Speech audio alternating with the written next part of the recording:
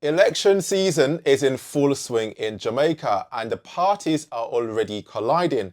Last week, the opposition PNP blasted the government's new rural school bus rollout, branding the vehicles old buses and touting their own taxi subsidy scheme instead. So, in this video, we put both ideas under the microscope. The 110 yellow buses the JLP says will ferry children for just $50 a ride, and the PNP's cash-in-hand alternative if they win power. Which plan gets Jamaican students to class safely and on time? Now, before we dive in, a brief request. I am working to get this channel to 10,000 subscribers. If you've already joined, thank you very much. If not, please click the subscribe button and subscribe today. I would really appreciate it. It would help the channel to grow. Thank you very much. Now, how do these two schemes work? The government's approach is already visible in Portland and soon it'll be rolled out in a dozen other parishes. 110 school buses purchased from the United States, carefully overhauled and converted for right-hand traffic. 100 will operate daily from this September and 10 more will sit in reserve for maintenance rotations. Now, each bus carries a Cummins B 6.7 litre diesel engine coupled with an Allison automatic gearbox, hardware with a design life beyond 500,000 kilometers. The units arriving this summer average roughly 130,000 kilometers, barely a quarter of that life.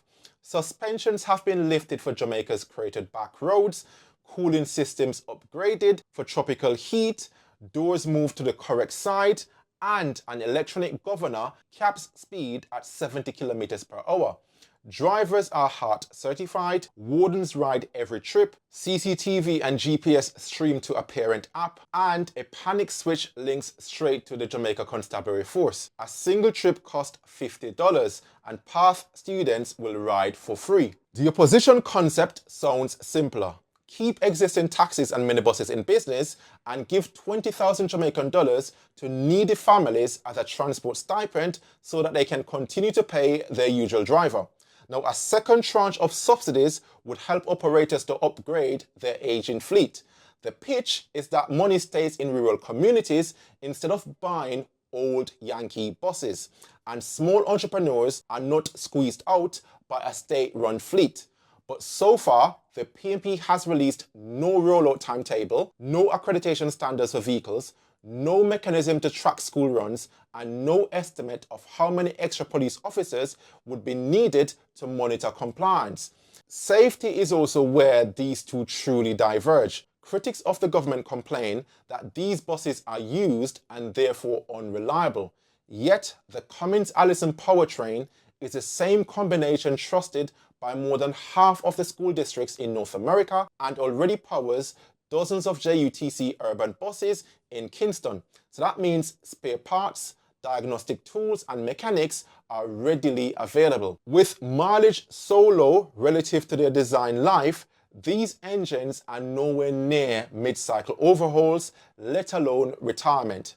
The bigger risk for any heavy-duty vehicle coming to Jamaica is suspension damage and brake fade on steep rural descents. And that is precisely why the retrofit packages includes reinforced leaf springs, upgraded discs, and mandatory quarterly checks at the JUTC depot. By contrast, the road taxi network that the PNP would subsidize presents hazards that the public knows all too well. Vehicles are typically 15 to 20 years old, overloading is routine, seatbelts when present are wedged between cushions, and drivers' earnings rise with each additional trip, so speeding and dangerous overtaking become occupational temptations.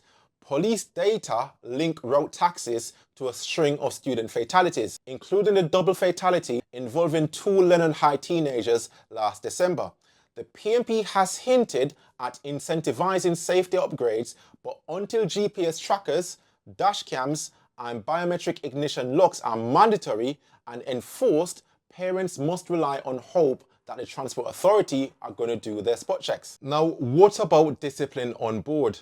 Under the JLP's model, wardens double as classroom monitors, they separate feuding students, log attendance, and keep adults with predatory intentions off the bus entirely. Because the service is dedicated, children travel only with their schoolmates. The lewd music, crude jokes, and unsolicited advances sometimes heard in public taxis simply disappear. The PTA's national president, Stuart Jacobs, says the Portland pilot already shows calmer classrooms because children arrive less flustered and more rested. Now, Mark Malava, the Teachers Association president-elect, likes the punctuality gains, but worries about the crowd control at big collection hubs and asks whether full-size buses can really snake into every hillside lane. Now, the Transport Ministry counters that the main buses will handle trunk routes, while smaller JUTC contracted units or even vetted taxis will cover the last mile. Once these operators install their own tracking devices and agrees to the $50 cap. Cost is another battleground. Rural parents now spend $300 to $600 per day on fares. A $50 flat charge represents dramatic savings. The state must foot the bill for fuel, insurance, and deeper overheads. That's true. But that expenditure is predictable and transparent in the national budget. The PMP's subsidy begins cheaper but could balloon if oil prices spike or if unscrupulous drivers pad their mileage claims. Now, the experience with agricultural voucher schemes suggests that monitoring thousands of tiny cash transfers can cost more than running a central fleet. The opposition's Taxi First slogan feels patriotic and business-friendly.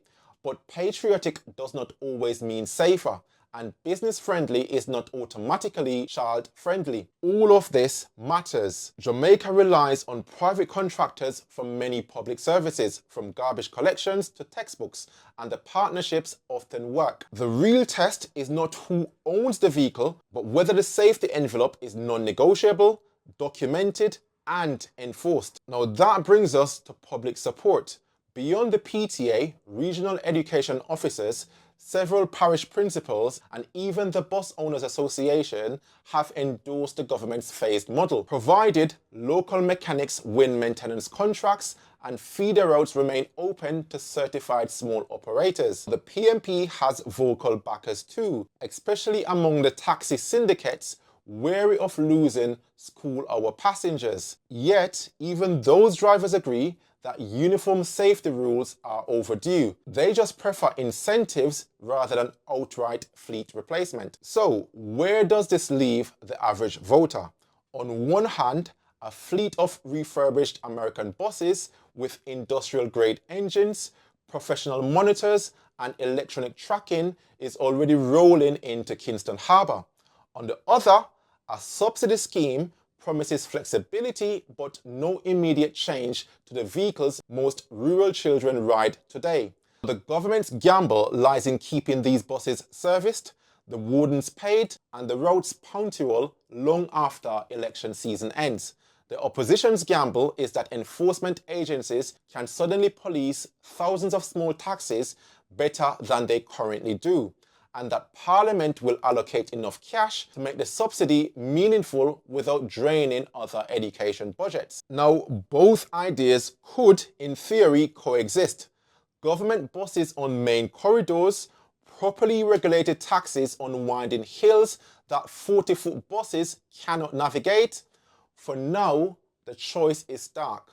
Do we invest in a controlled school-only fleet whose engines still have 300,000+ kilometers of life and whose wardens know every child by name, or do we place another wager on the goodwill of the under-resourced taxi system, hoping that new cash injection will magically solve decades of safety complaints? Let me know your thoughts in the comments. Is the Yellow Bus plan prudent investment or expensive American hand-me-downs? Is a taxi subsidy pragmatic support for rural communities or a step backwards for child safety? Now, on this channel, we're going to continue to monitor the conversations as both parties kick off their election campaigns. So don't forget to subscribe and tune in to the next video.